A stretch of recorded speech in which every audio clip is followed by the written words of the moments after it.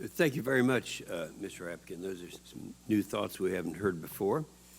We're going to have 5-minute rounds. We're going to ask our colleagues here to adhere to the clock here because we have an excellent turnout and we want to get to everyone here. So we will do that. Let's start with you, Mr. Bookbinder.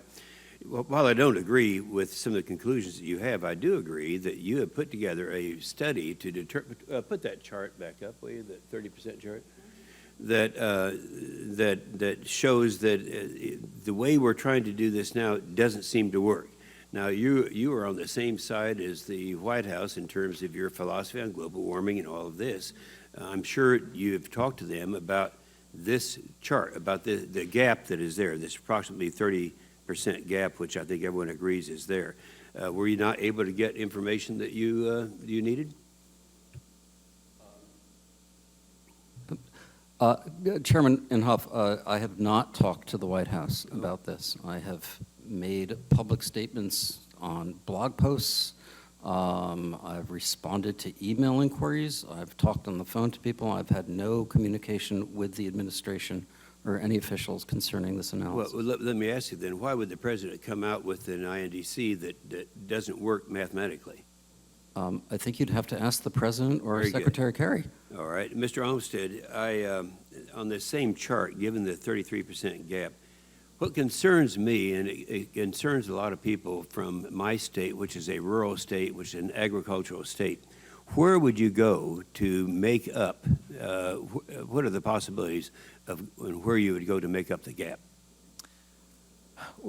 Well, if you look at the major sectors that emit greenhouse gases, most of them are now regulated or soon will be under various regulatory programs that the administration has either enacted or adopted or promised to adopt.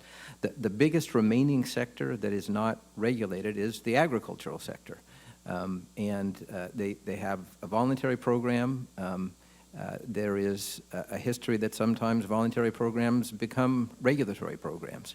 And so if they are serious about filling in that 30% gap, you might anticipate that they would do such things as mandating changes in the way conservation tillage is done, restricting nitrogen fertilizer, mandating different treatment of manure waste and other such things. So I think those are the things. Insurance to emissions or something like that? Who knows? But if you're looking for where you might get those emission reductions, I think that's really where you'd have to start. Yeah, and I appreciate that because I look at this and we have studied in our committee to see where would you go were that to be desired. My farmers and ranchers in Oklahoma understand this. They understand that the greatest problem that they're facing is nothing that we normally face in the Ag Bill, but it's overregulation by the EPA, and they are afraid of that. Professor Rapkin, if the president signs a unilateral political agreement, let's say he figured out a way to do that in Paris. And I know something about this. I mentioned the Copenhagen Agreement when I went over. Those 191 countries assumed, since they had the vice president, they had the whole group that I mentioned to you over there assuring them, including Obama, that once those people agreed, it doesn't take legislation. They probably still assume that today.